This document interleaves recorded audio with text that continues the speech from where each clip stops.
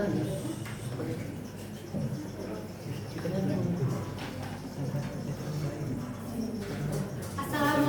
warahmatullahi wabarakatuh. Waalaikumsalam warahmatullahi wabarakatuh. Sebelum memulai pembelajaran pada siang ini, alangkah baiknya kita berdoa terlebih dahulu. Berdoa mulai. Bismillahirrahmanirrahim. Raditu billahi rabba wa bil islami dina wa bi Muhammadin nabiyya wa rasulah. Rabbi zidni ilma warzuqni fahma waj'alni min ibadikas sholihin.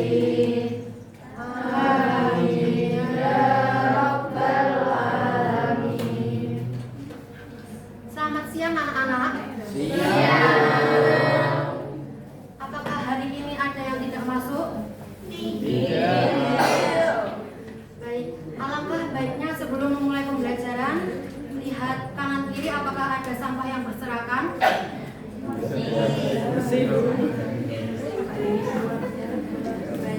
hari ini kita akan belajar tentang teks eksplanasi. Pada minggu lalu kita sudah mempelajari tentang pengertian teks eksplanasi. Apakah ada yang masih ingat apa pengertian dari teks eksplanasi? Saya Bu. Silakan Mbak Putri.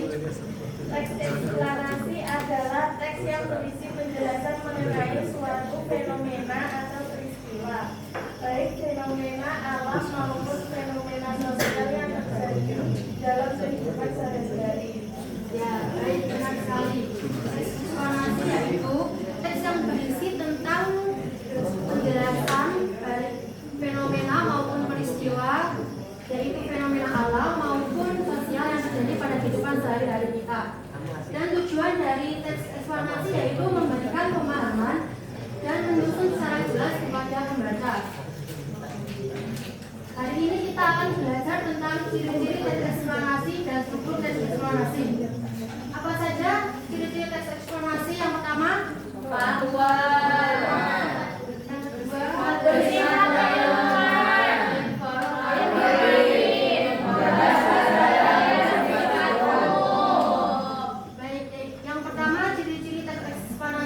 faktual. Jadi teks eksplanasi itu harus bersifat fakta dan tidak sifat fiktif atau palsu. Yang kedua yaitu bersifat keilmuan. Jadi teks eksplanasi itu harus memiliki unsur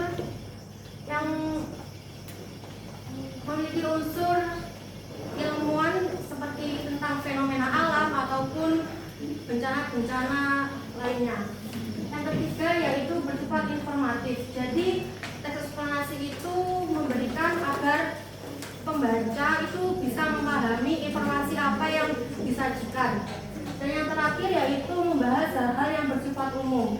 Jadi teks eksplanasi itu tidak hanya membahas tentang orang individu ya, jadi bisa secara global seperti bencana ataupun yang lainnya. Yang kedua yaitu struktur teks eksplanasi. Struktur teks eksplanasi ini terdiri dari 3 struktur.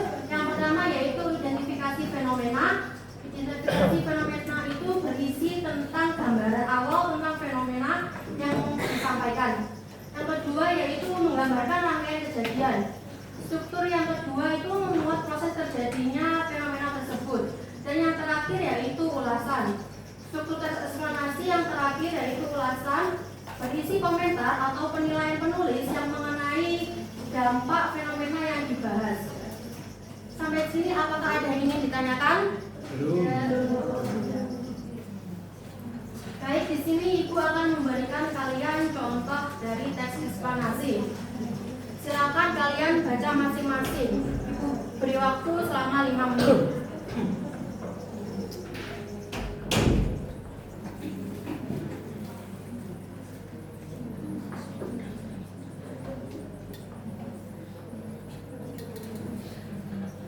Jika kalian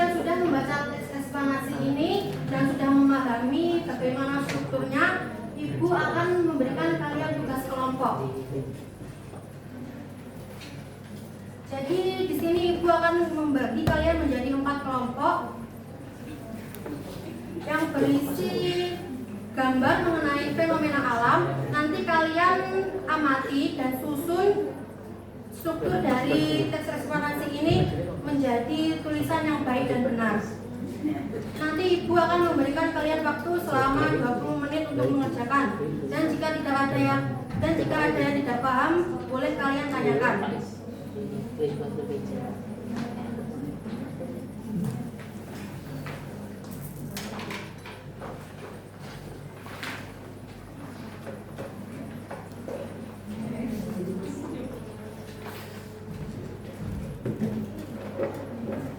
Silakan kalian kerjakan kelompok ya. Tidak boleh ada yang tidak ikut mengerjakan. Tanyakan.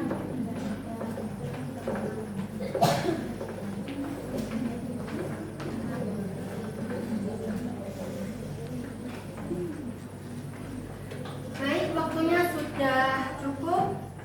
Siapa ingin maju untuk mewakili kelompok? Baik, Mbak Nana, kelompok berapa? Kelompok 3. Baik, silakan maju dan mempresentasikan hasil.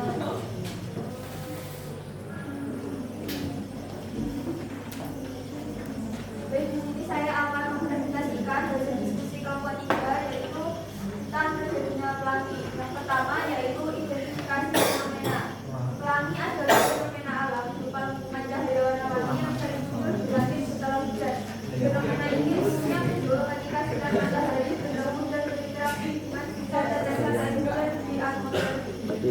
Yang kedua yaitu penggambaran rangkaian kejadian.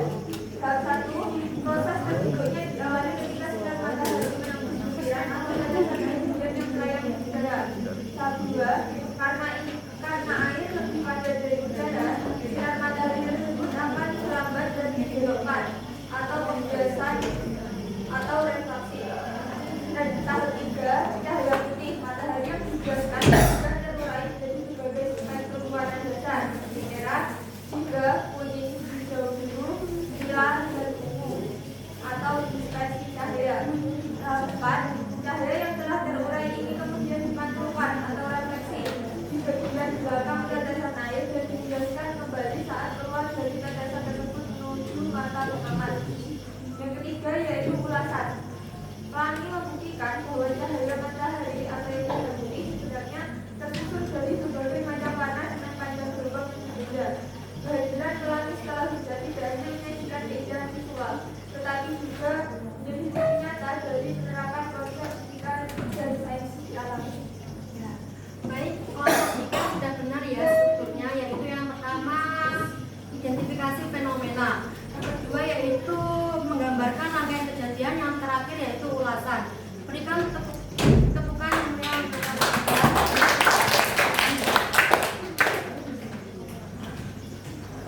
Baik, sebelum Ibu menutup pembelajaran pada hari ini, apakah ada yang masih bingung dengan materi teks eksplanasi? Baik, untuk pembelajaran ini apakah ada yang ingin menyimpulkan apa yang kita dapat dari materi teks eksplanasi hari ini? Saya Ya, silakan Mbak Tarisa. mampu menyusun informasi yang muncul mulai dari identifikasi fenomena, pengenaan umum, rangkaian kejadian hingga ulasan. Ya, baik. Terima kasih Mbak Tarisa. Dan untuk refleksi, Ibu sudah kirimkan linknya di grup WA ya. Baik, untuk pembelajaran hari ini Ibu tutup. Silakan berdoa bersama-sama.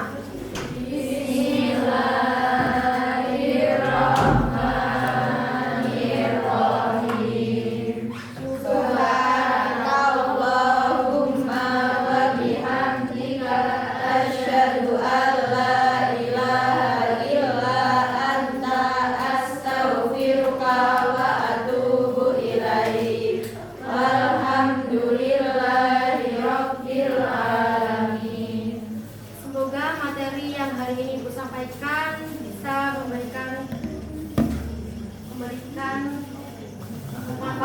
kita semua. Ibu akhiri, wassalamualaikum warahmatullahi wabarakatuh. Waalaikumsalam